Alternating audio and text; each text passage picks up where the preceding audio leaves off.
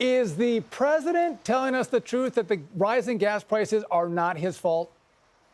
No, it's baloney. The gas prices are up 61% since the time that he took office.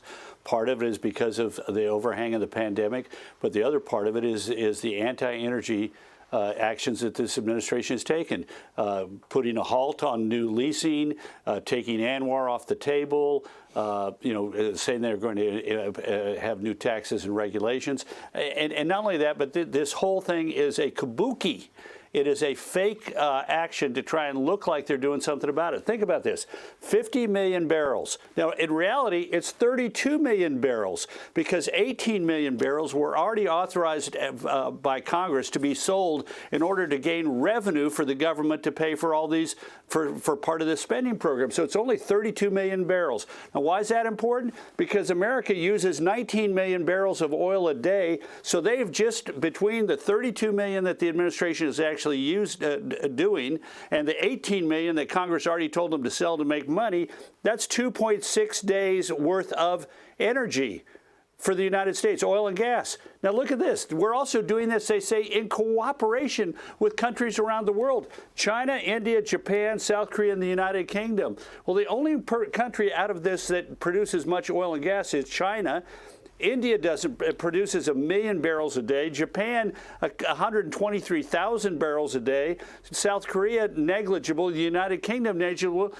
The people who've got the oil, OPEC, have already told the U.S. government to take a hike. They're going to increase the amount of production modestly, not a lot.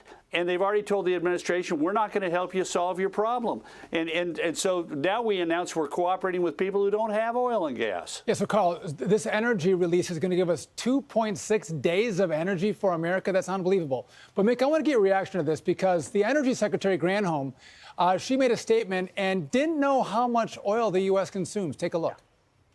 There are various figures about this, so I'm curious if you know how many barrels of oil does the U.S. consume per day? I don't have that number in front of me, sorry.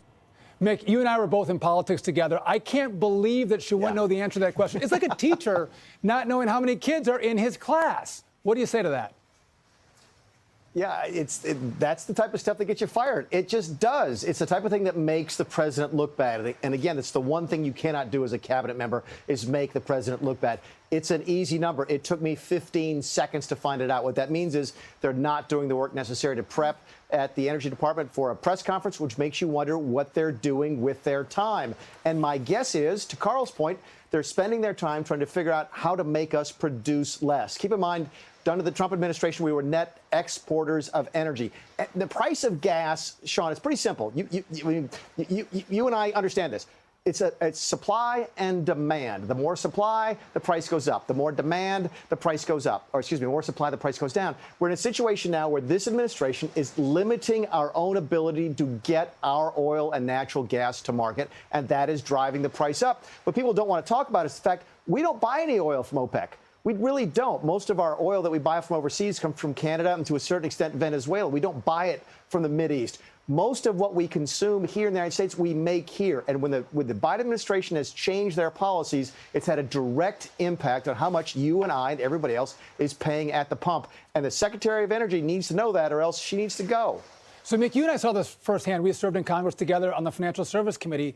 And all of these do-good progressives who care about the weather, what they want to see is energy prices go up, so we'll make a transition to greener energies. And I hear about this all the time. This is one of the biggest issues that I hear when I'm around in Wisconsin. People talk about gas prices. Karl, quickly, what kind of impact does this have in elections when people are angry about kitchen table issues like gas prices when they fill up their cars?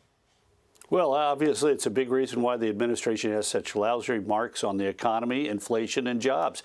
And let me tell you, though, there is good news. The International Energy Agency says a reprieve from the price rally could be on the horizon. And what is that reprieve from? When the U.S. production rises next year, they hope. So the answer is produce more energy. You have more energy, the price will go down. Answer simple.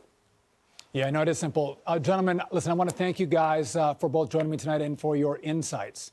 Hey, Sean Hannity here. Hey, click here to subscribe to Fox News YouTube page and catch our hottest interviews and most compelling analysis. You will not get it anywhere else.